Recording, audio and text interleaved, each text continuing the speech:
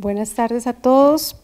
Estamos aquí hoy reunidos para una nueva sesión del programa Colecciones que Inspiran, el programa que la Biblioteca Luis Ángel Arango y la Red de Bibliotecas del Banco de la República les ofrece a ustedes para que conozcan nuestras colecciones especiales, nuestras colecciones de libros raros y manuscritos, de música, etc. Hoy tenemos pues un evento muy especial, porque es en homenaje a nuestro Nobel de Literatura, Gabriel García Márquez. Él, pues como la mayoría de ustedes sabrán, esta semana se cumple un año del aniversario de su muerte, entonces la idea pues es unirnos a todos los homenajes que se están haciendo en su memoria. Y por ejemplo, en la Feria del Libro, el país invitado este año va a ser Macondo, es un país imaginario. En honor a eso, pues la biblioteca da esta conferencia y además, junto con la Biblioteca Vasconcelos de la Ciudad de México, ha creado un sitio en las redes sociales donde ustedes pueden participar dejando sus impresiones, su testimonio de cómo o lo que ha significado la obra de García Márquez para ustedes. Entonces pueden entrar al hashtag Gao entre bibliotecas y ahí dejarnos su comentario o hacer una lectura de un libro y dejarnos su comentario o algo por el estilo. La conferencia que tenemos hoy es Etnografía, Fotografía y Literatura, Huellas de lo Popular y lo Moderno en la obra de Gabriel García Márquez, con el profesor Luis Felipe Neira, quien ha hecho un interesante trabajo, una interesante recopilación de fotografías y pues nos permite contarles a ustedes también la colección que tiene la Biblioteca Luis Ángel Arango en la Sala de Libros Raros y Manuscritos de la obra de García Márquez. Allí tenemos las ediciones Príncipes, las primeras ediciones, por ejemplo, de 100 años de soledad, de La hojarasca, del Otoño del Patriarca, del General en su laberinto, de Crónica de una muerte anunciada, y adicionalmente se ha hecho una de las recopilaciones más completas. Desde hace unos 15 años más o menos nos pusimos en esa tarea en la Sala de Libros Raros y Manuscritos de recopilar las ediciones Príncipes o las traducciones que se han hecho en otros países. Entonces tenemos pues en estas obras traducidas al italiano, al francés, al inglés, al ruso, al japonés, al vascuence, al alemán, al noruego. Por ejemplo, bueno, acá pueden ver las ediciones del Otoño del Patriarca en italiano, de 100 años de soledad en francés. Tenemos una edición del General en su laberinto en vascuence, la misma del General en su laberinto en inglés. Entonces quería pues contarles esta reliquia que tiene, o este tesoro que tiene de la obra de García Márquez, la Biblioteca Luis Ángel Arango, en la Sala de Libros Raros y Manuscritos. Y obviamente pues invitarlos a seguir leyendo sus libros y a consultar la biblioteca, que pueden leer toda la obra de García Márquez, llevarla a domicilio, cosas por el estilo. Bueno, pasando a la conferencia de hoy, este es un trabajo muy especial porque a pesar de que es de literatura, es desde una visión más como desde las ciencias sociales y desde el arte de la fotografía. Entonces, el profesor Luis Felipe Neira hizo un trabajo muy interdisciplinario porque nos permite georreferenciar la obra de García Márquez, es como hacer un recorrido por los parajes, los sitios que inspiraron a ese país imaginario Macondo y en general pues la obra de este escritor. Entonces pues yo los voy a dejar con el profesor Luis Felipe Neira. Agradezco mucho la presencia de ustedes que nos acompañan y de una vez los invito para el próximo 20 de mayo a la otra sesión del programa Colecciones que Inspiran. Les cuento, como se está filmando la conferencia, después de la conferencia viene una sesión de preguntas. Por favor, esperan el micrófono inalámbrico para que su pregunta pues pueda quedar grabada. Muchas gracias. Entonces,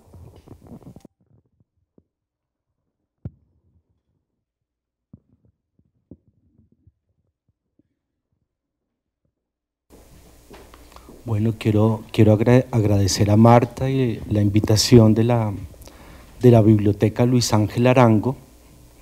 Entonces, antes de mostrar las fotografías, voy a leer unos párrafos que escribí en estos días, bueno, como a propósito de poder contextualizar el trabajo fotográfico.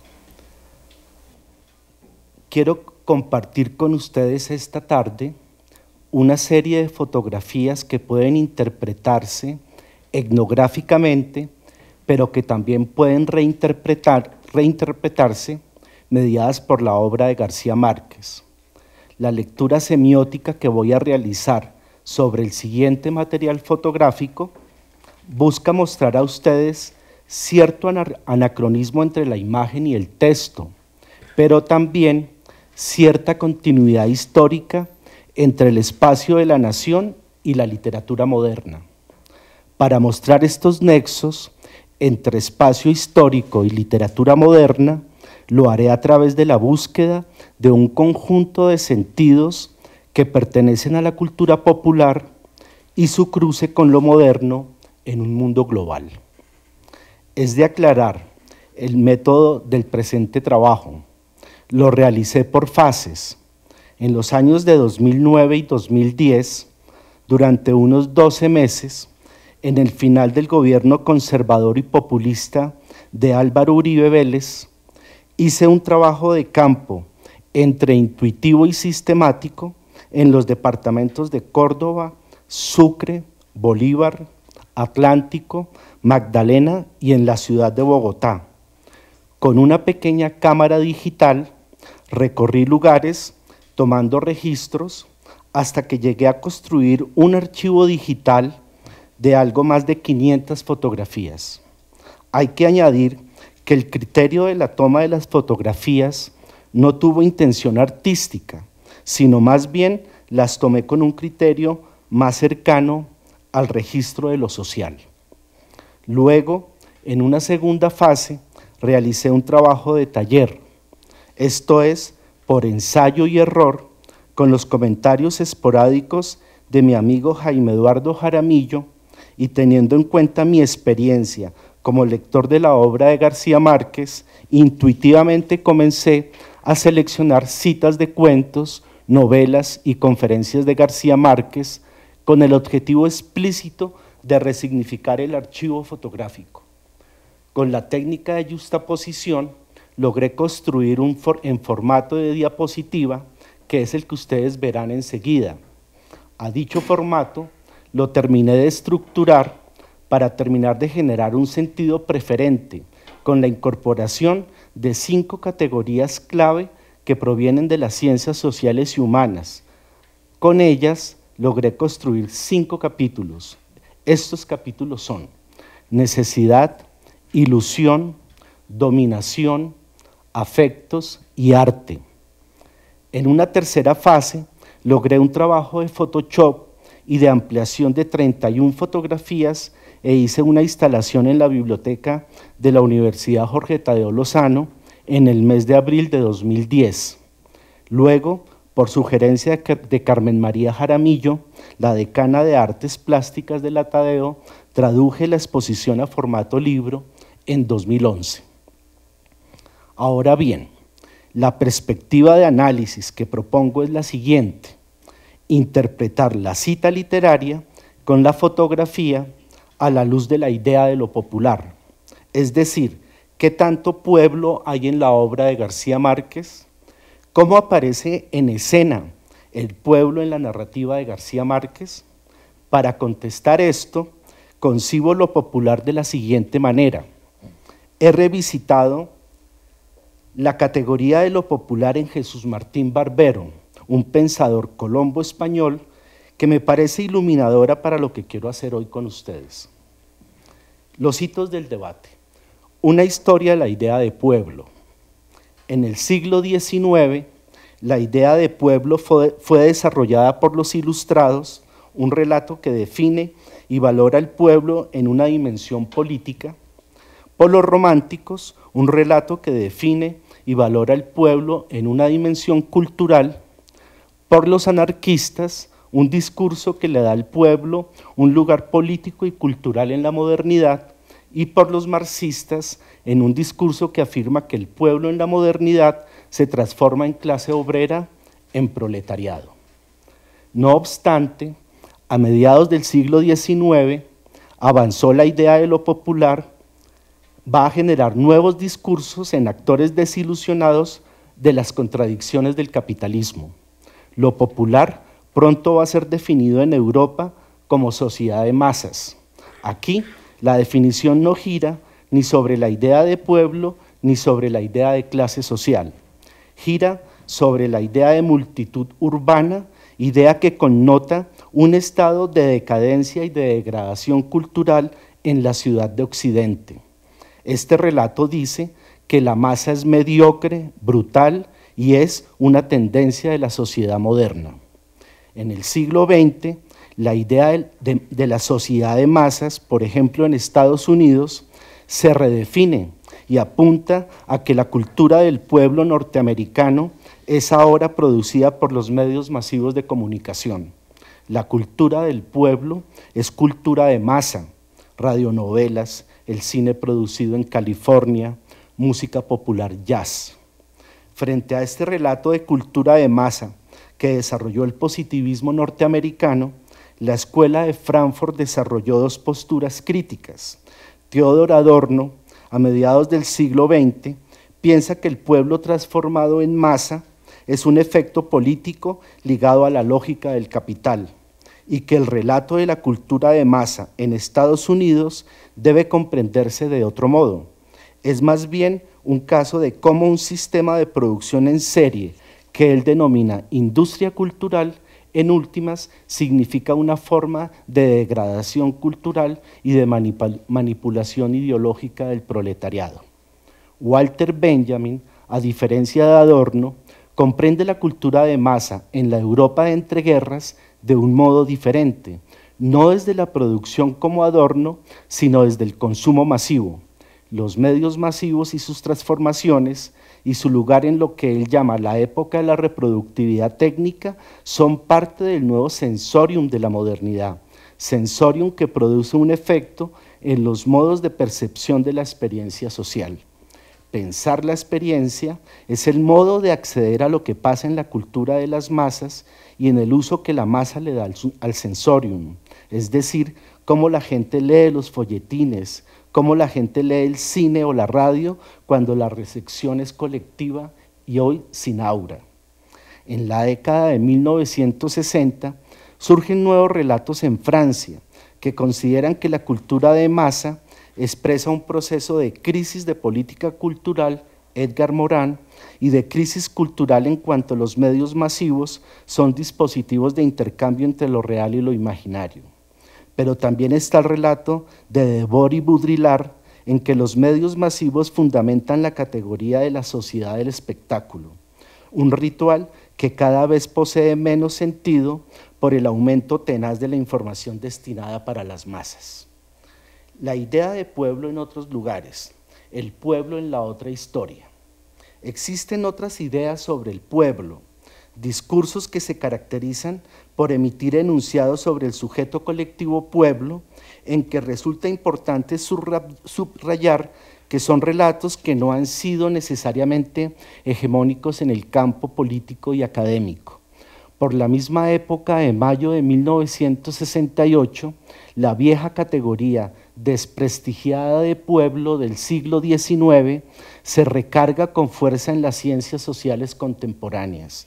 Otra vez, ¿qué es el pueblo? ¿Qué es el pueblo según una otra historia que no coincide con el relato de los vencedores, esto es, de las élites en el poder en la modernidad? Los historiadores Le Goff, Ginsburg, revaloran la idea del pueblo al estudiar la cultura popular medieval y sus luchas políticas de resistencia a la dominación. Bakhtin analiza el destacado lugar del carnaval en la cultura popular europea.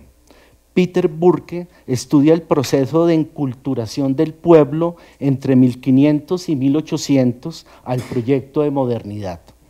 Thompson escribe una historia de la clase obrera inglesa que recoge la experiencia de lo popular siguiendo la idea central de hegemonía de Gramsci. En América Latina, nuestra ciencia social ha sido capaz de acercarse a la cuestión de lo popular en nuestro territorio. ¿Quiénes son los pueblos latinoamericanos? ¿Qué características poseen estos numerosos grupos sociales? Responder esta pregunta está más allá de mis posibilidades. Sin embargo, arriesgo, a partir de los estudios culturales, un acercamiento, una aproximación.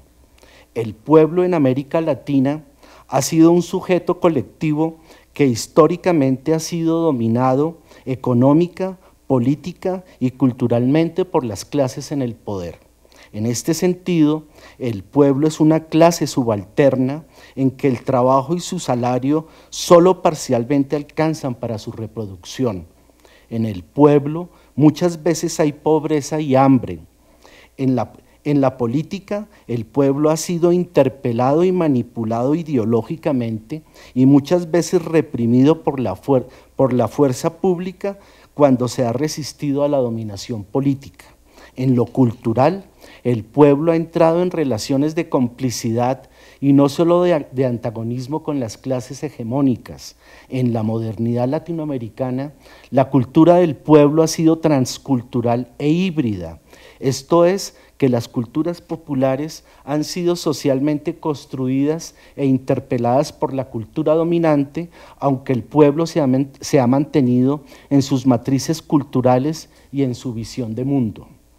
Esto puede comprenderse mejor al observar el relato popular, que en general es construido con unas reglas del arte que denotan una poética del melodrama. En el tango, en el cine mexicano, en la salsa y en el bolero, en el vallenato, en la radionovela y en la telenovela, en el circo y en la música popular brasilera. Relatos populares estos que recogen la memoria popular, la experiencia histórica del pueblo en nuestra problemática modernidad periférica y global. Con esta idea de pueblo, busco entonces acercarme y acercarlos a ustedes esta tarde a los pueblos de la cultura caribe de la nación. En esta mirada, uso la narrativa de García Márquez como una palabra escrita, como una mediación artística que recoge la cultura oral del pueblo. La palabra de García Márquez como informante que ilumina la imagen fotográfica en las siguientes dimensiones: el pueblo caribe en lo económico, en lo religioso, en lo político, en el amor y los afectos, y todo esto desde una perspectiva del arte moderno. Entonces, a continuación voy a empezar a mostrarles paso a paso el formato de modo secuencial. Tengan en cuenta las 5 categorías seleccionadas que he decidido para describir el pueblo y lo popular en la obra de García Márquez. Entonces, este es el título general del trabajo. Bueno, esto no lo voy a leer. Primer capítulo, necesidad. Cuando hablo de necesidad estoy pensando en las relaciones económicas, ¿no? En eso es lo que estoy pensando, ¿no? Entonces, en esta imagen, es una imagen tomada en enero del 2009 en el pueblo de Aracataca, y pues empezar a describir la foto, pues hay la tienda en la parte derecha al fondo, como lugar de intercambio, ¿no? El burro y la carreta, para transportar y distribuir productos, y hay 3 hombres que conversan. Uno de ellos es el carretero y otro hombre es el señor dueño de la tienda. Bueno, de todos modos, pues la imagen fotográfica digital pues, podría permitir una dimensión económica en el ícono. Entonces, el texto de García Márquez, En este pueblo no hay ladrones, es un cuento que está en los funerales de la Mama Grande. El texto que, la cita que clasifico dice: ella lo acompañó hasta la puerta del billar. Por lo menos anda a cambiarte, le dijo al abandonarlo, pareces un pordiosero. La novedad había llevado al salón una clientela alborotada. Tratando de atender a todos, don Roque servía a varias mesas al mismo tiempo. Dámaso esperó hasta que pasara junto a él. ¿Quiere que le ayude? Lo que les comentaba, entonces, en este relato que está en los funerales de la Mama Grande, lo que ha estado pasando en el cuento es que el personaje joven de Dámaso ha robado las bolas de billar de don Roque un día por necesidad económica. Dámaso quiere usar esas bolas de billar porque las quiere vender y con ese dinero quiere comprar ropa y zapatos para estar a la moda. Es un joven que quiere parecerse a Jorge Negrete, el ídolo mexicano que ha visto en la sala de cine del pueblo. Dámaso no trabaja, es mantenido por su mujer embarazada, que ella lava ropa. La habitación del inquilinato en que vive esta pareja es bastante pobre, tanto que el cuarto donde ellos viven, el piso es de tierra, ¿no?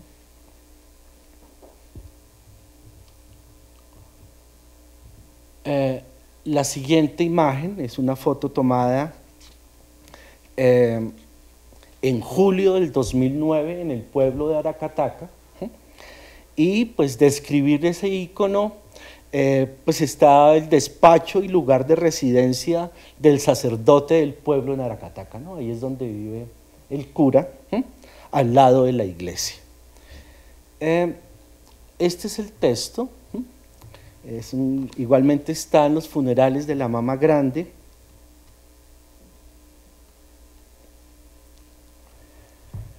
Buscando siempre la protección de los almendros, la mujer y la niña penetraron en el pueblo sin perturbar la siesta. Fueron directamente a la casa rural. La mujer raspó con la uña la red metálica de la puerta, esperó un instante y volvió a llamar. En el interior zumbaba un ventilador eléctrico. No se oyeron los pasos, se oyó apenas el leve crujido de una puerta y enseguida una voz cautelosa muy cerca de la red metálica. ¿Quién es? La mujer trató de ver a través de la red metálica. La madre, en el relato de García Márquez, la madre ha cogido el tren, ¿no? La madre de Carlos Centeno Ayala se ha bajado en el pueblo. Cuando en el tren va a llegar al pueblo, pues por las ventanillas del tren se ven los cultivos de banano, y está acompañada de su pequeña hija de 12 años. Desea que va a la casa del cura porque desea que el cura le dé las llaves del cementerio para llevarle flores a su hijo, que fue muerto por la vieja viuda Rebeca Buendía, la mujer de José Arcadio, el hermano de Aureliano en 100 años de soledad. Carlos, a diferencia de Dámaso, el del relato anterior, roba para llevar el pan a su madre y a su hermana porque están en la miseria, ¿no?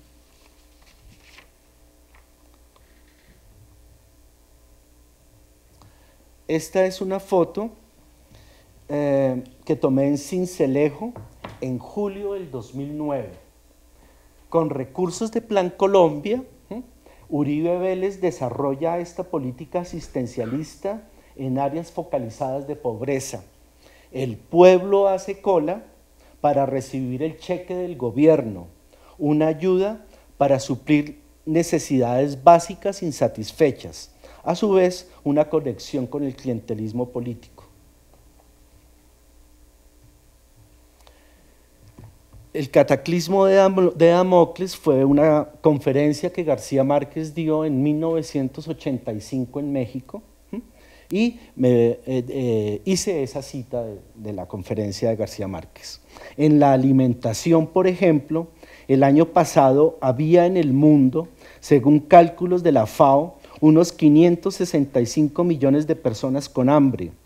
Su promedio calórico indispensable habría costado menos de 149 cohetes MX de los 223 que serán emplazados en Europa Occidental. Con 27 de ellos podrían comprarse los equipos agrícolas necesarios para que los países pobres adquieran la suficiencia alimentaria en los próximos 4 años.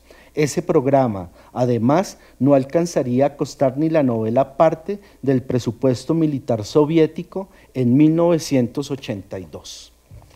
El cataclismo de Damocles, el texto de la conferencia de 1985, es un intertexto que refiere al peligro que ostenta el que posee el gran poder, ¿no? Las contradicciones del imperialismo a finales del siglo XX, la carrera armamentista y la lógica del capital que no aporta mucho para solucionar el problema del hambre para los pueblos de Asia, África y América Latina. Hasta ahí el primer capítulo. Segundo capítulo se llama Ilusión, ilusión en el sentido de cómo el psicoanálisis construye la categoría de religión, ¿no? Ilusión en el sentido de la religión. Esta fotografía es de julio del 2009, y lo que muestra el icono es un funeral en la plaza principal de Aracataca. Los vecinos han salido y el cura en la calle principal y en la plaza en el ritual católico, ¿no?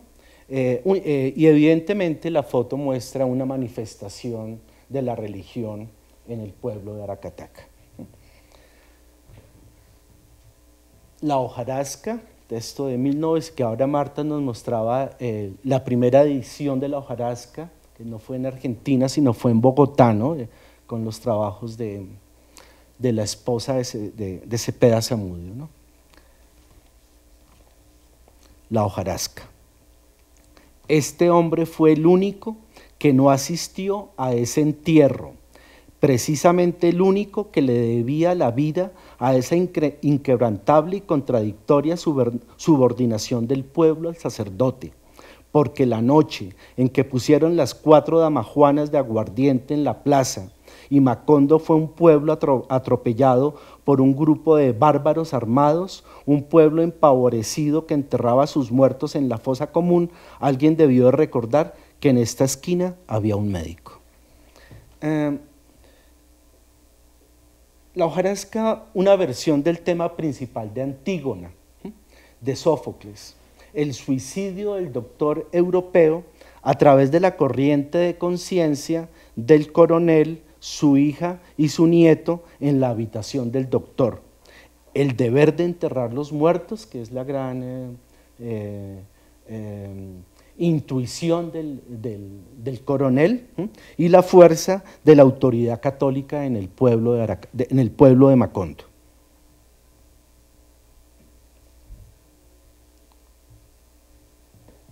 La siguiente imagen, igualmente es de julio del 2009, muestra el interior de la iglesia de Aracataca.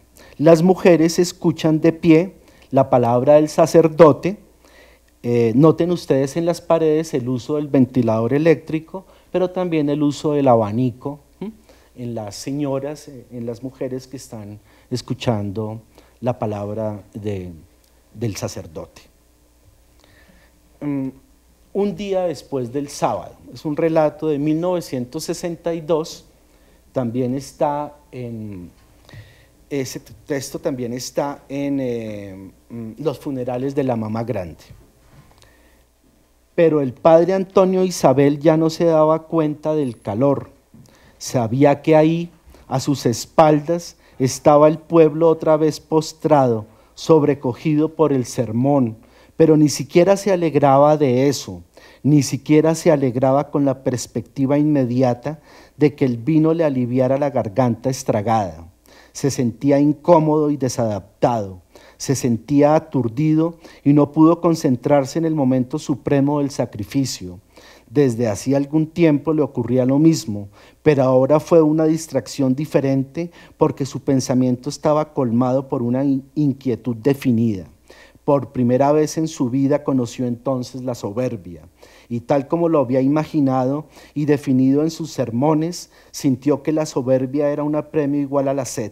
Cerró con energía el tabernáculo y dijo: Pitágoras.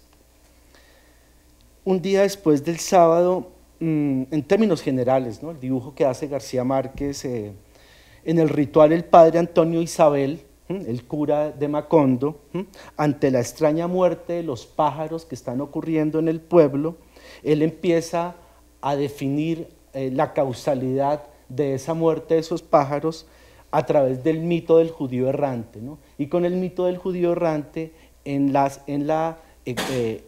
va a decir al pueblo en la misa, ¿sí?, que se están muriendo los pájaros porque Dios los está castigando porque no es un pueblo obediente, ¿no? Al final del relato, Rebeca Buendía va a entrar en pánico a la iglesia, ¿sí?, como para legitimar lo que el padre está diciendo frente a ese momento apocalíptico de Macondo.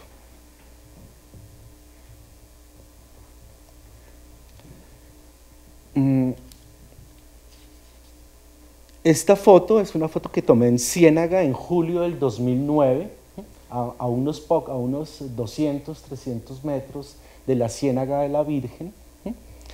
Y como ustedes pueden observar, pues es una tienda de medicina tradicional y magia, ¿no? Entonces, porque no solamente la ilusión es la ilusión sagrada, sino igualmente también está, ¿sí?, la religiosidad no necesariamente católica, ¿no? Blacamán, el bueno vendedor de milagros.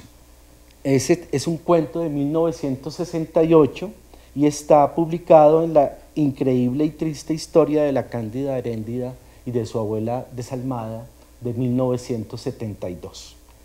Desde el primer domingo que lo vi, me pareció una mula de monosabio, con sus tirantes de terciopelo pespunteados con filamentos de oro, sus sortijas con pedrerías de colores en todos los dedos y su trenza de cascabeles, trepado sobre una mesa en el puerto de Santa María del Darién, entre los frascos de específicos y las hierbas de consuelo que él mismo preparaba y vendía a grito herido por los pueblos del Caribe, solo que entonces no estaba tratando de vender nada de aquella cochambre de indios, sino pidiendo que le llevaran una culebra de verdad para demostrar en carne propia su contraveneno de su invención. El médico popular, ¿no?, que tiene un saber tradicional que no es el saber de la medicina moderna, ¿no?, para la cura de las enfermedades del cuerpo y del alma del pueblo. Dominación. El capítulo 3. Esa foto la tomé, que ustedes están viendo, la tomé aquí en el barrio La Candelaria en agosto del 2009, es lo que es actualmente la Cancillería, ¿no? El texto, detén por un momento, espectador, tus pasos, si tienes tiempo, para admirar la vía de la salvación por la cual se liberó el Padre y Salvador de la patria Simón Bolívar en la nefanda noche de septiembre 1828.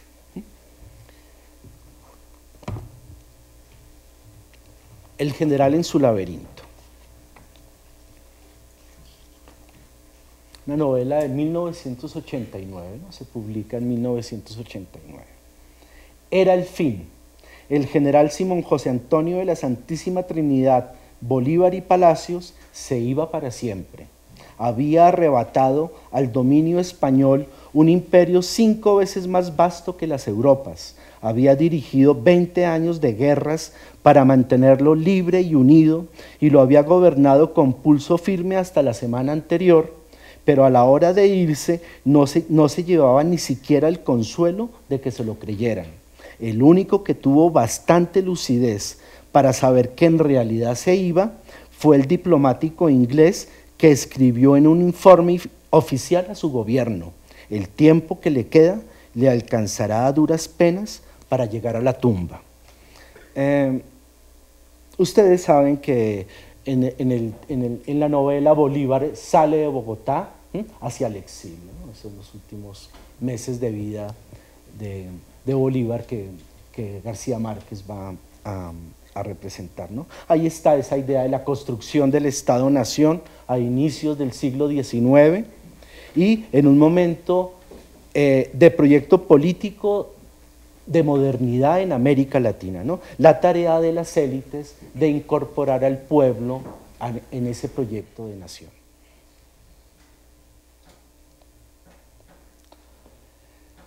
La siguiente fotografía, julio del 2009, la sede desocupada de la antigua Administración Postal Nacional, Casa del Telegrafista, un hito en la historia de los medios masivos de la modernidad periférica en la nación.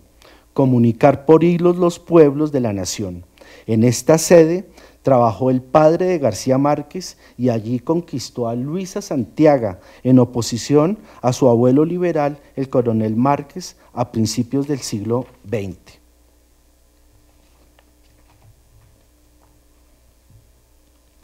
El coronel no tiene quien le escriba. Usted me había hablado de 900 pesos, dijo el coronel, amparado en la perplejidad del doctor. Es el mejor gallo del departamento. Don Sabas respondió al médico. En otro tiempo cualquiera hubiera dado 1000, explicó, pero ahora nadie se atreve a soltar un buen gallo.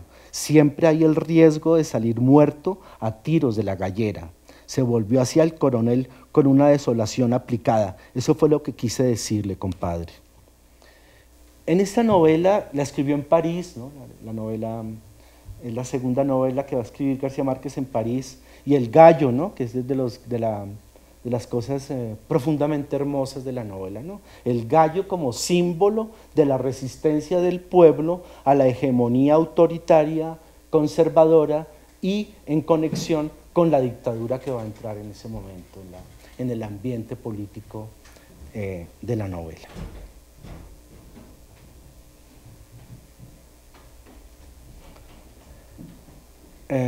Julio del 2009, es el patio de la casa del coronel Márquez y es muy célebre, no la foto, sino el árbol que hay, que es el centenario castaño, es un árbol de unos 50, 60 metros de altura, tendrá yo creo que unos 200 años de vida ese árbol, que es donde ese árbol donde va a estar amarrado el patriarca de la tribu en Cienados de Soledad cuando se vuelve loco, ¿no? Ahí es donde el personaje García Márquez lo va a amarrar, ¿no? Y al final se ve la choza de la servidumbre guajira que servía en la casa de los García Márquez, ¿no? Entonces, el texto que quise que acompañara a esa foto es bien simple. Este hombre ha descubierto el 4º grado de la materia, dijo José Arcadio Buendía. Lo niego, este hecho demuestra, no, discúlpenme. El padre Nicanor levantó la mano y las 4 patas, está levitando el cura, ¿no? Está levitando el cura, ¿no?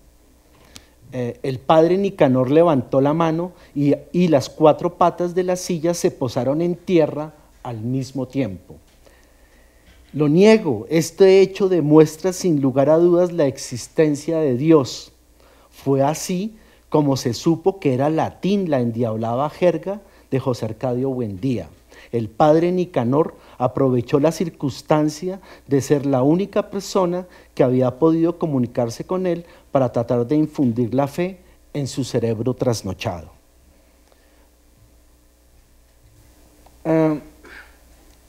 Es un gran diálogo, ¿no? Es de los grandes momentos de gran realismo mágico, ¿no? En 100 años de soledad, ¿no? En donde están precisamente esas 2 matrices culturales distintas de un mismo hecho, esto es la levitación, ¿no? La siguiente es una foto del 2009, esa foto fue la campaña política del 2006, ¿sí? Y donde se ve pues, la propaganda política de las élites, ¿sí? Están los nombres de los candidatos que estaban compitiendo por el poder en ese momento en el departamento del Magdalena, ¿no? No solamente por consejo, sino también por asamblea y por la primera autoridad del pueblo, ¿no?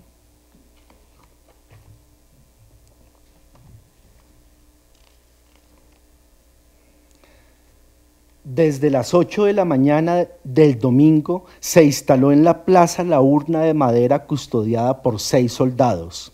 Se votó con entera libertad, como pudo comprobarlo el propio Aureliano, que estuvo casi todo el día con su suegro vigilando que nadie votara más de una sola vez. A las 4 de la tarde, un repique de redoblante en la plaza anunció el término de la jornada, y don Apolinar Moscote selló la urna con una etiqueta cruzada con su firma. Esa noche, mientras jugaba dominó con Aureliano, le ordenó al sargento romper la etiqueta para contar votos. Había casi tantas papeletas rojas como azules, pero el sargento solo dejó 10 rojas y completó las diferencias con azules. Uno de los muchos rostros de la cultura política con unos partidos políticos en pugna durante la hegemonía conservadora, las elecciones como un fraude a la voluntad política del pueblo, una democracia problemática.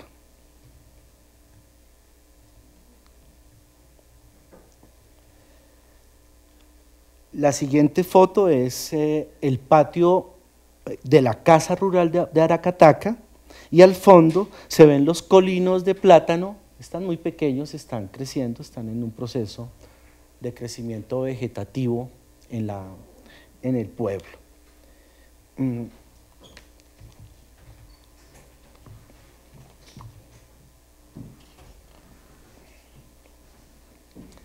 La huelga grande estalló, los cultivos se quedaron a medias, la fruta se pasó en las cepas y los trenes de 120 vagones se pasaron en los ramales.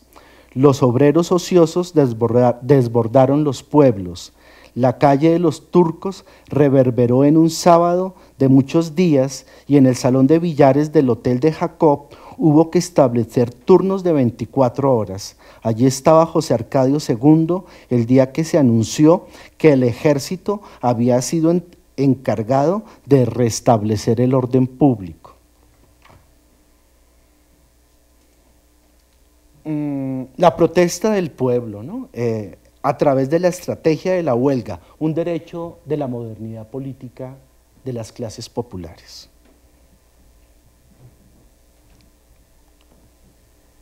Esta foto de julio del 2009 es el tren de la multinacional Drummond.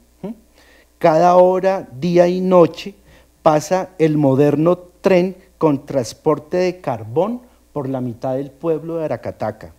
Los niños en bicicleta esperan que el tren pase.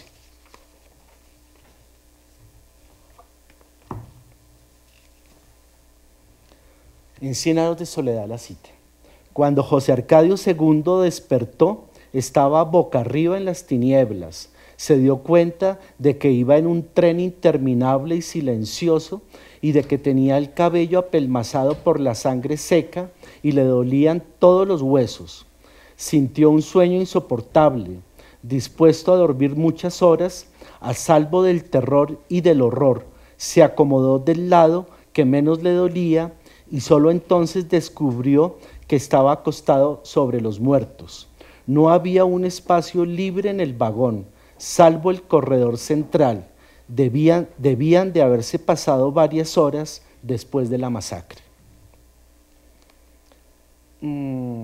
Ahí la referencia es la masacre de las bananeras de 1828, ¿no? En el gobierno conservador de Abadía Méndez, y que está a portas de ese hecho va a determinar la crisis del régimen conservador en términos del fin de la hegemonía conservadora hacia finales de los años de los años 30, ¿no?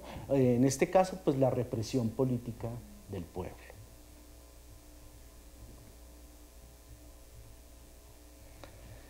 Esta foto es de Sincelejo en julio del 2009 y fue la antigua sede de la alcaldía a mediados del siglo XX, 1944, ¿no? Dice la foto, dice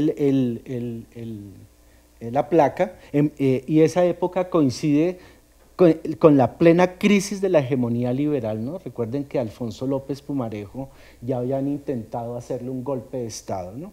El intento de golpe de Estado a López Pumarejo. Entonces, La mala hora, una novela que García Márquez publica en 1962. El personero era nombrado por el Consejo Municipal, explicó el juez Arcadio. Como ahora no hay consejo, el régimen de estado de sitio lo autoriza a usted para nombrarlo. El alcalde escuchó mientras firmaba la carta sin leerla. Luego hizo un comentario, pero el secretario tuvo una observación de carácter ético al procedimiento recomendado por su superior. El juez Arcadio insistió, era un procedimiento de emergencia bajo un régimen de emergencia. Me suena, dijo el alcalde. Hay, ¿no?, una experiencia de estado de sitio en la costa atlántica. Se prohíben, el alcalde ha prohibido que los grupos de ciudadanos se reúnan en el espacio público. Es muy significativa, ¿no?, la gran escena política que hace García Márquez ahí en términos de la relación de los jueces de la República con los alcaldes conservadores y militares en un momento en que en el pueblo se están repartiendo pasquines. En la novela se han repartido pasquines y el juez Arcadio interpreta la norma según un estado de excepción para reprimir al pueblo liberal. Uno de estos pasquines hizo que César Montero asesinara a Pastor, el poeta del pueblo, por ser supuestamente amante de su mujer. Una paz muy tensionante, cercana a la llegada de la violencia local.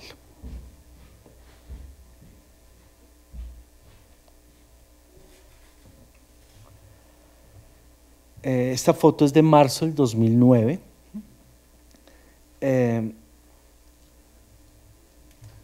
Y yo propongo esta cita de noticia de un secuestro. Este es el texto. El camino fue largo y complejo. Los extraditables, ya conocidos en el mundo como una razón social de Pablo Escobar, repudiaron el decreto de inmediato, aunque dejaron puertas entreabiertas para seguir peleando por mucho más.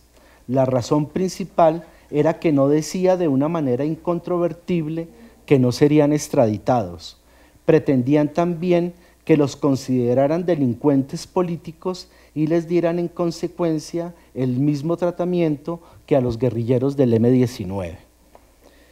En noticia de un secuestro, pues está, ¿no?, toda la narración de cómo el cartel de Medellín, usando el secuestro como arma política para interpelar el gobierno de César Gaviria en el contexto de proceso de formulación, de construcción de la nueva Constitución, como ese artículo 35, ¿sí?, que terminó siendo aprobado en el año 83, en el año 91, que va a permitir que Pablo Escobar se entregue al gobierno de César Gaviria.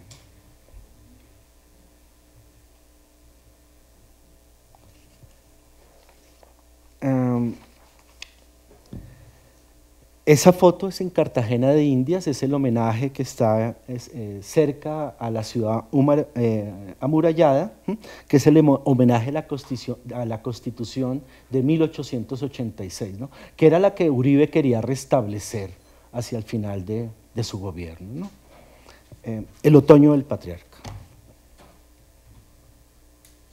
Una novela de 1975. Nunca volvimos a oírle aquella frase hasta después del ciclón, cuando proclamó una nueva amnistía para los presos políticos y autorizó el regreso de todos los desterrados, salvo los hombres de letras, por supuesto. Esos nunca, dijo, tienen fiebre en los cañones como los gallos finos cuando están emplumando, de modo que no sirven para nada, sino cuando sirven para algo, dijo. Son peores que los políticos, peores que los curas, imagínense, pero que vengan los demás sin distinción de color para que la reconstrucción de la patria sea una empresa de todos, para que nadie se quedara sin comprobar que él era otra vez el dueño de todo su poder, con el apoyo feroz de unas fuerzas, de unas fuerzas armadas. Bueno, El otoño del patriarca es una novela más que la dictadura colombiana, las dictaduras en América Latina y el Caribe, ¿no? Los regímenes autoritarios, las dictaduras y los militares, históricamente cómo han ejercido el poder en la región Caribe y en América Latina, los rompimientos de los órdenes constitucionales, el imperialismo norteamericano en América Latina, los militares gobernando al pueblo. Cuarto capítulo, amor y afectos. Esta es una foto de 2009, hoy es un hotel de 5 estrellas al interior de Cartagena, ¿no? Igualmente es el patio del hotel, ¿no? Este es el patio del hotel. Este es dentro de la ciudad amurallada, unos estudiantes universitarios están en esa relación, ella lo está abrazando, él le está dando un beso en la mano. Esta es la capilla, está reconstruida en el Hotel Santa Clara.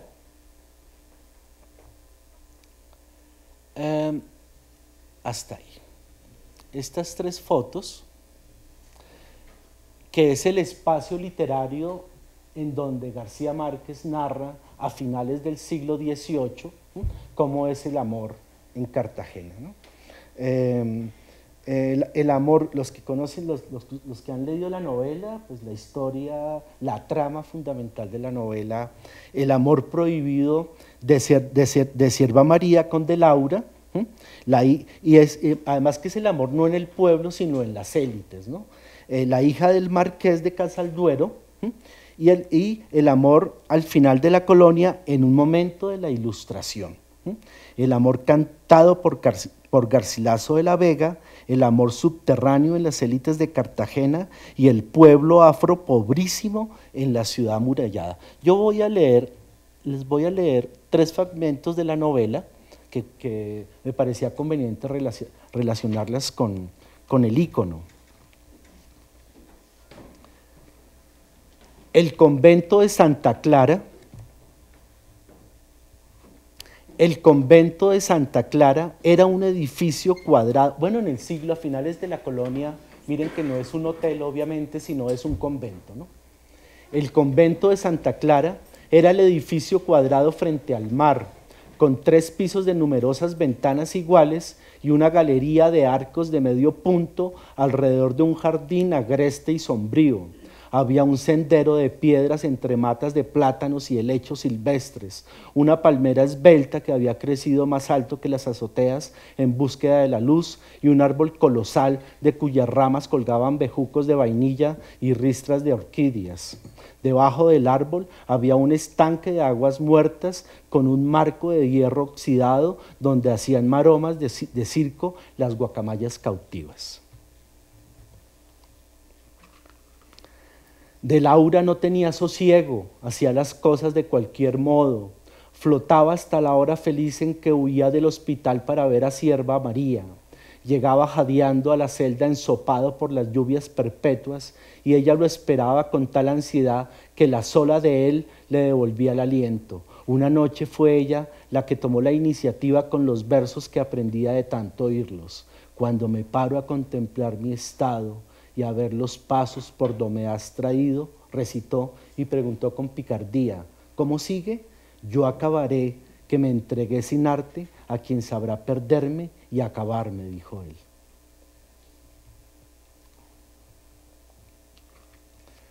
Tan pronto como quedó libre, Sierva María le saltó al cuello y permanecieron abrazados. Ella está, ¿no? Está en el convento, está en prisión, ¿no? A ver si le pueden sacar los demonios, ¿no? Le pueden hacer.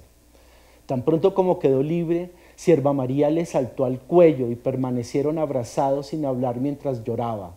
Él la dejó desahogarse. Luego le levantó la cara y le dijo, no más lágrimas, y enlazó con Garcilaso, bastan por las que vos tengo lloradas. Sierva María le contó la terrible experiencia de la capilla.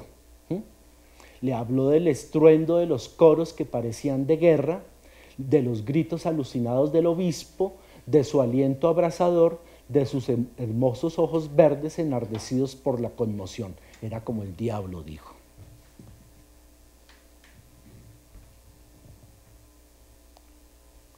Ahora, el amor en los tiempos del cólera.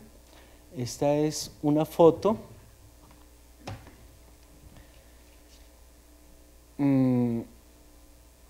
de julio del 2009.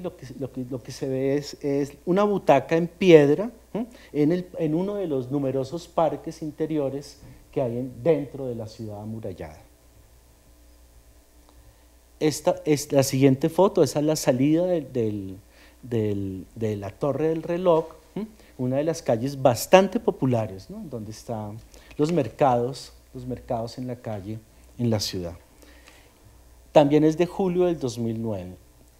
Esta ya es al interior de la torre, es la principal, donde durante el día están las comunidades negras ofreciendo sus dulces y su confitería, que es el portal de los escribanos, ¿no?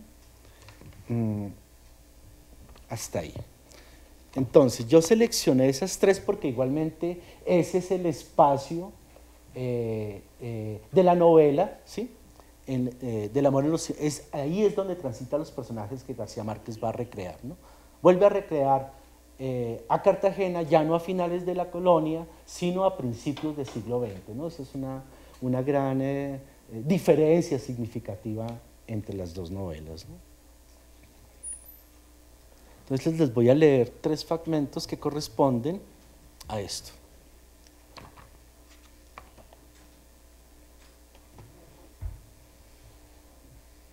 No, esta no, esta.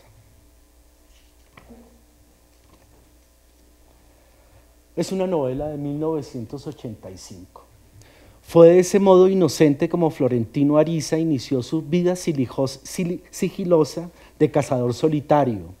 Desde las 7 de la mañana se sentaba solo en el escaño menos visible del parquecito, fingiendo leer un libro de versos a la sombra de los almendros, hasta que veía pasar a la doncella imposible con el uniforme de rayas azules, las medias con ligas hasta las rodillas, los botines masculinos de cordones cruzados y una sola trenza gruesa con un lazo en el extremo que le colgaba en la espalda hasta la cintura.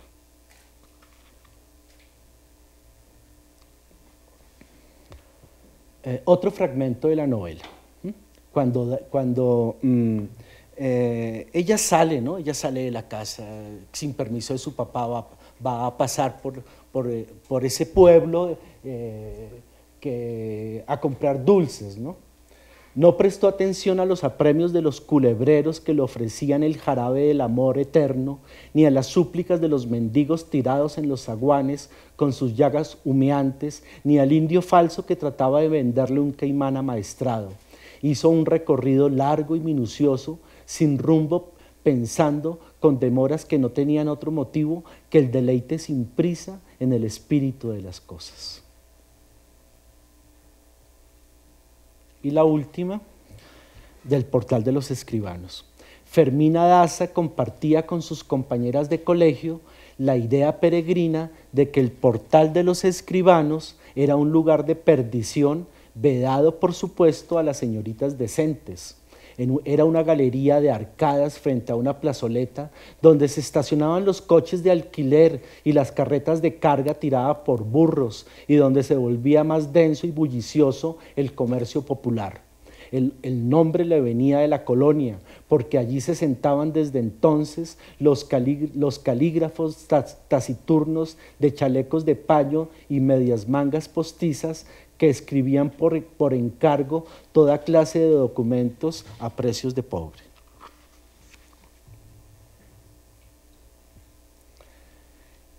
Esta es una foto, la siguiente foto es en julio del 2009, en la ciudad de Sincelejo. Esa es la casa de Margarita Chica. Ustedes saben que sobre esa mujer García Márquez va a construir el personaje de Ángela Viquerio. Ese es el estado actual de la casa, ¿no?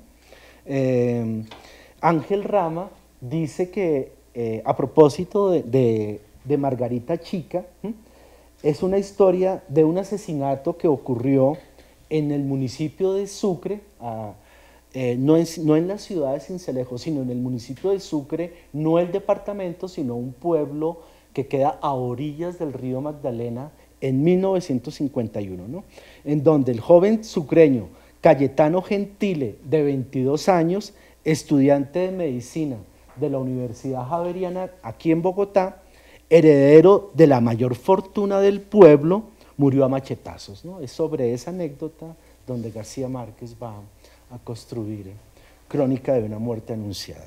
Que es otra, si el amor en los dos textos anteriores es el amor en las élites, aquí también va a continuar García Márquez mirando no el amor en el pueblo, sino el amor en las élites, aunque ya hay mucho pueblo en esta novela, ¿no?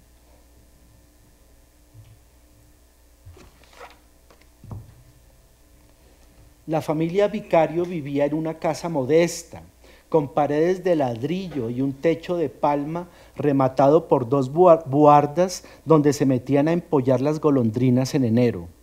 Tenía en el frente una terraza ocupada casi por completo con macetas de flores y un patio grande con gallinas sueltas y árboles frutales. En el fondo del patio, los gemelos tenían un criadero de cerdos.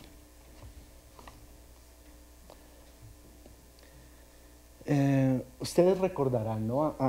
Ángela Vicario se casa con Bayardo San Román, y este la devuelve la noche de bodas, ¿no? Sus hermanos, por vengarla a la deshonrada, asesinan a Santiago Nazar, ¿no? Que es el núcleo duro de la historia, de esa tragedia que García Márquez va a hacer, ¿no? Esto ya es el amor popular, ya no el amor en las élites, sino el amor popular, ¿no? Es una foto que tomé en Barranquilla, en el centro de Barranquilla, en julio del 2009. Como ustedes pueden ver, pues es un restaurante popular, está la información tanto de precios como el menú del restaurante, y el tendero, el que administra el restaurante, pues está mirando hacia la calle, ¿no? Les propongo este texto, La mujer que llegaba a las 6. Cuento de los primeros de García Márquez, ¿no? 1950. Estás insoportable hoy, reina. Ese es el tendero que está hablando, ¿no? Creo que lo mejor es que te comas el bistec y te vayas a acostar. No tengo hambre, dijo la mujer. Se quedó mirando otra vez la calle, viendo los transeúntes turbios de la ciudad atardecida. De pronto la mujer dejó de mirar hacia la calle y habló con la voz apagada, tierna, diferente. ¿Es verdad que me quieres, Pepillo? En este relato, que ese es su primer libro de cuentos, ¿no? En ojos de perro azul, ¿no? El amor de los personajes del pueblo, miren que ya no es el amor en las élites, el amor que se compra y manipula, la imposibilidad del amor, la soledad y la violencia, ¿no? Recuerden que el tendero está enamorado de una prostituta y ella ha llegado antes de las 6, porque ella viene del lugar donde estaba vendiendo el amor y ella ha asesinado a su cliente porque la ha ofendido, ¿no? Bueno, quinto capítulo, arte. Esta pieza ustedes la conocerán, ¿no? Es del Museo Botero, acá en la biblioteca, en la entrada de la sala Botero, a mano izquierda está. Es un original, ¿no? El Botero de Dalí, y Dalí lo va a regalar a los bogotanos, ¿no? El Botero nos regala esa escultura de Dalí, es de los dos originales que hay. La otra creo que tengo entendido está en Nueva York, ¿no? La otra está aquí en Bogotá, ¿no? Y yo relaciono en este capítulo de arte un cuento que a mí me parece que la crítica no ha estudiado suficientemente este relato, ¿no? Este relato meritaría una sistematización de lo que me parece, yo les podría decir a propósito, porque es un cuento surrealista, ¿no? Por eso, ¿no? Entonces el texto.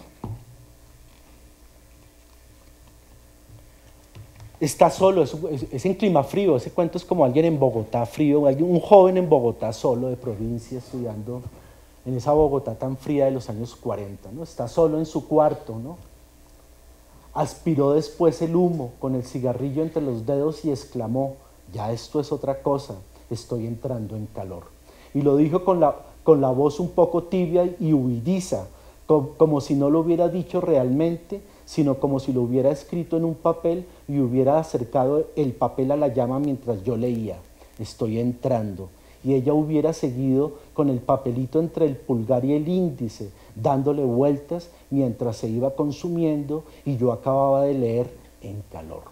Antes de que el papelito se consumiera por completo y cayera al suelo arrugado y disminuido, convertido en un liviano polvo de ceniza. Así es mejor, dije.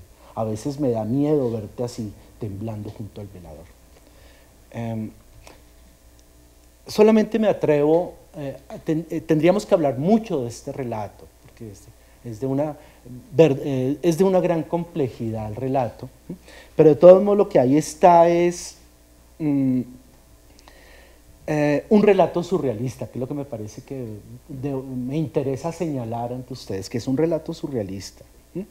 Y además que ese relato surrealista lo que está, en el momento en que uno interpreta esas imágenes surrealistas, lo que está es el proceso de creación del escritor moderno, ¿no? El escritor el libro se escribe, el texto literario se concibe primero en la imaginación y después en la escritura, ¿no? Ese es el método que efectivamente lo que está bellamente, es un cuento escrito a los 20 años, que me parece ya esa gran conciencia de escritor que tiene ese jovencito García Márquez.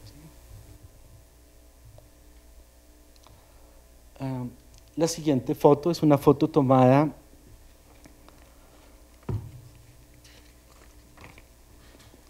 en Barranquilla en el 2009, en enero, en la cueva, ¿no? Aquí nadie tiene la razón, ¿no? Aquí nadie tiene la razón. Y yo propongo este texto que está en Vivir para contarla. Mi madre me pidió que la acompañara a vender la casa. Había llegado a Barranquilla esa mañana desde el pueblo distante donde vivía la familia, Sucre, y no tenía la menor idea de cómo encontrarme. Preguntando por aquí y por allá entre los conocidos, le indicaron que me buscara en la librería Mundo, en los cafés vecinos, donde iba 2 veces al día a conversar con mis amigos escritores. El que se lo dijo le advirtió, vaya con cuidado, porque son locos de remate.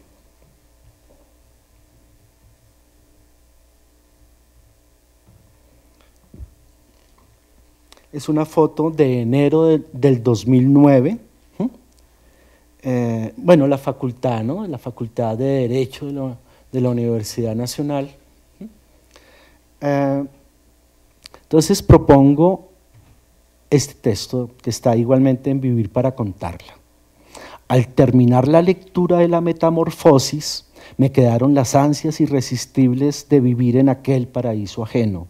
El nuevo día me sorprendió en la máquina viajera que me prestaba Domingo Manuel Vega para intentar algo que se pareciera al pobre burócrata de Kafka convertido en un escarabajo enorme.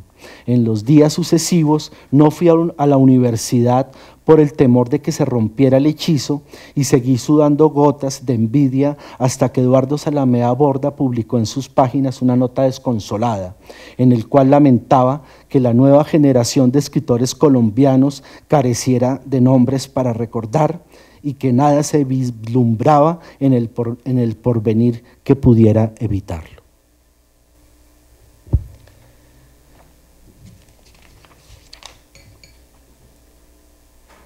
La amistad, ¿no?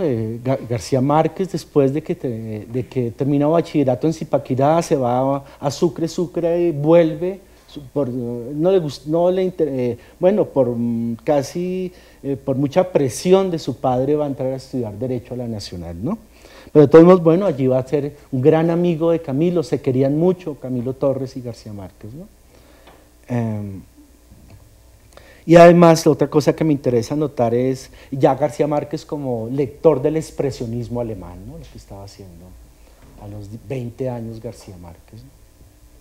Como estudiante de la Nacional. Esa foto es de mayo del 2009. Ese volardo, estoy seguro que lo puso Peñalosa, ¿no? Estoy seguro que lo puso Peñalosa. E igualmente están pues las huellas, ¿no? de lo que fue el tranvía, que se va a quemar en la revuelta popular, ¿no? Fueron, ahora que se acaba de conmemorar, ¿no? Que la acabamos de conmemorar, unos 3.000 muertos en Bogotá en esa revuelta popular tan complicada alrededor de la muerte de Jorge Eliezer, ¿no? García Márquez estaba ese día, ¿no? Vivía a 200 metros de donde murió Jorge Eliezer Gaitán. En una habitación vivía García Márquez con su hermano, ¿no? Entonces, yo les propongo este texto.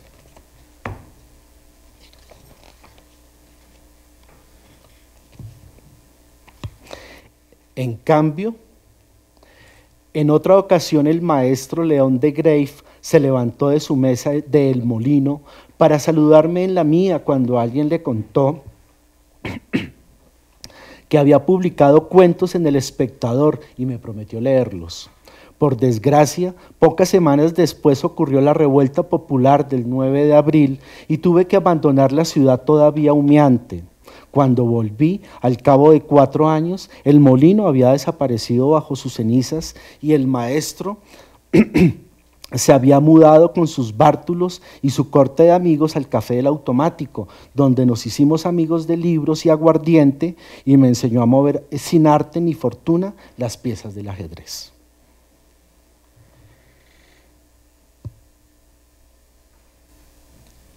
El gran cariño, ¿no? García Márquez lo dijo muchas veces, ¿no? Que el poeta que más quería era, bueno, él quería muchos, pero de los que más quería era León de Greiff, ¿no?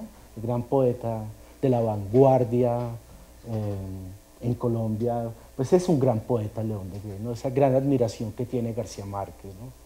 hacia el maestro de Greiff.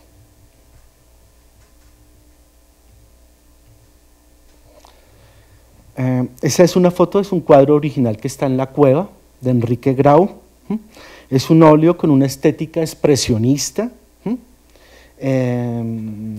La tertulia, ¿no? Cómo es el proceso de formación de un escritor, ¿no? La tertulia y la vanguardia artística y narrativa en Barranquilla. Está pues el grupo de pintores y de escritores y de periodistas que va a ser el espacio de formación de García Márquez, ¿no? José Félix Fuenmayor, Ramón Viniés, Álvaro Cepeda Zamudio, Alfonso Fuenmayor, Germán Vargas, Alejandro Obregón, Orlando Rivera Figurita, entre otros.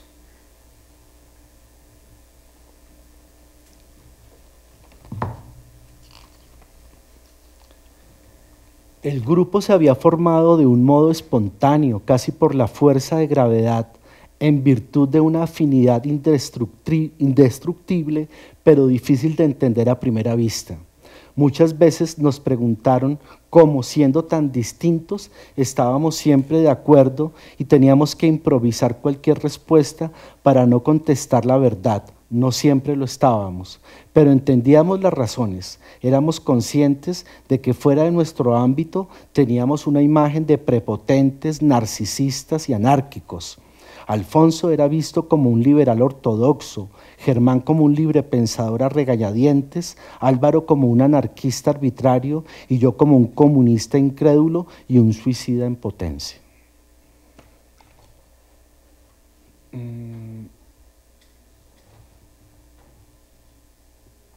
Una imagen de uno de los pintores, hay unas anécdotas muy hermosas alrededor de Orlando Figurita, de Orlando Rivera, y un texto que García Márquez recordando, que igualmente está en Vivir para contarla. Muchas veces íbamos a ver el nuevo sol en un burdel sin nombre del barrio chino donde vivió durante años Orlando Rivera, Figurita, mientras pintaba un mural que hizo época. No recuerdo a alguien más disparatero, con su mirada lunática, su barba de chivo y su bondad de huérfano. Desde la escuela primaria le había picado la ventolera de ser cubano y terminó por serlo más y mejor que si lo hubiera sido. Hablaba, comía y pintaba, se vestía, se enamoraba, bailaba y vivía su vida como un cubano, y cubano se murió sin conocer Cuba.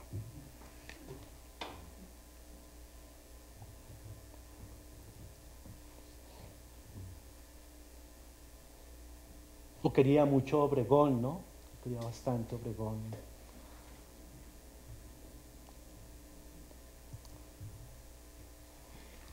La foto del espectador, acá a pocas cuadras. En el segundo piso, García Márquez tuvo su oficina, ¿no? Cuando se vino a trabajar en El Espectador, ¿no? Entonces propuse ese texto. Mutis volvió otra vez a fin de año, apenas si saboreó el almuerzo para ayudarme a pensar en algún modo estable y para siempre de ganar más sin cansancio. El que a los postres le pareció mejor fue hacerle saber a Loscano que yo estaría disponible para El Espectador, aunque seguía crispándome la sola idea de volver a Bogotá. Pero Álvaro no daba tregua cuando se trataba de ayudar a un amigo. Hagamos una vaina, me dijo, le voy a mandar los pasajes para que vaya cuando quiera y como quiera, a ver qué se nos ocurre. Se ganaba 50 pesos en Cartagena. En algún momento García Márquez aquí empezó a ganarse 700 pesos, ¿no? De qué vive un escritor, ¿no? Las condiciones, al menos en García Márquez en particular. Esta es la última fotografía, es la estación de Aracataca, la estación del tren de Aracataca en el 2009, y para terminar les propongo este texto que igualmente está en Vivir para contarla, ¿no? Así que decidí llamarlo con el nombre que sin duda conocía de niño, pero cuya carga mágica no se me había revelado hasta entonces, Macondo. Tuve que cambiar el título de la casa, tan familiar entonces entre mis amigos, porque no tenía nada que ver con él. Esta novela la escribió en Barranquilla, es su primera novela, ¿no? Es su primera. García Márquez recordando cómo fue ese proceso de escritura en Barranquilla, ¿no? Porque no tenía nada que ver con el nuevo proyecto, pero cometí el error de anotar en el cuaderno de escuela los títulos que se me iban ocurriendo mientras escribía, y llegué a tener más de 80. Por fin lo encontré en la primera versión ya casi terminada, cuando cedí a la tentación de escribirle un prólogo de autor. El título me saltó a la cara, como el más desdeñoso y a la vez compasivo con que mi abuela, en sus rezagos de aristócrata, bautizó a la marabunta de la United Fruit Company, la hojarasca.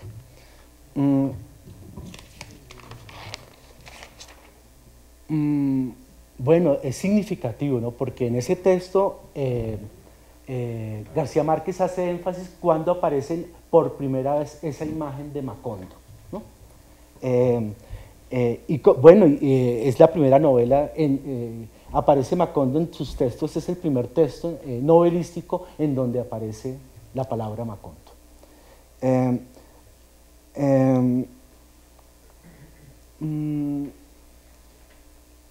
Un autor que concibe la literatura así, ¿no? Me parece Vivir para contarla, ese título siempre me ha fascinado a mí, ¿no? ¿Qué quiere decir ese título, vivir para contarla? ¿No? Hay algo que no está completado, que uno como lector en términos de interpretación de ese título, ¿no?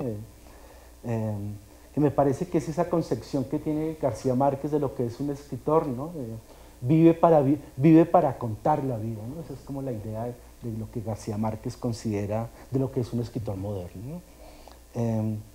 Bueno, y por último, obviamente quiero decir a ustedes que esta lectura de lo popular a partir de lo moderno, eso lo sabemos muy bien los que hemos leído, los que nos gusta la literatura, ¿no? Que este tipo de ideas que yo acabo de proponerles a ustedes, obviamente de ninguna manera agota el significado de la obra de García Márquez, ¿no?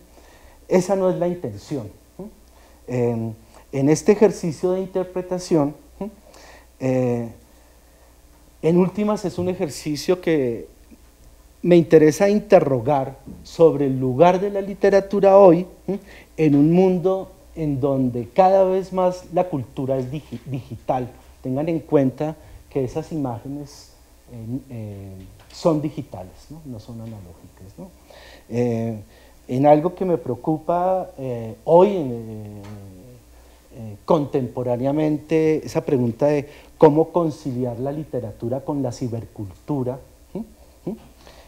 Al menos este trabajo es un esfuerzo como tratar de contestar esa pregunta: ¿qué pasa cuando se pone en diálogo una imagen digital y un texto literario, ¿no? Entonces, hasta aquí voy, muchas gracias.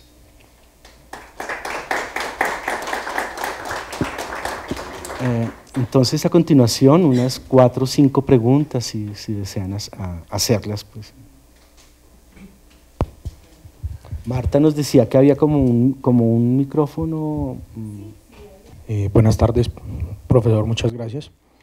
Me parece muy interesante el análisis en tanto el diálogo de lo digital con lo literario, y me parece muy interesante también abordarlo desde la magnitud del debate que se da entre Max Horkheimer y Theodor Adorno con Walter Benjamin en materia de el arte en la era de la reproductibilidad técnica, ¿cierto?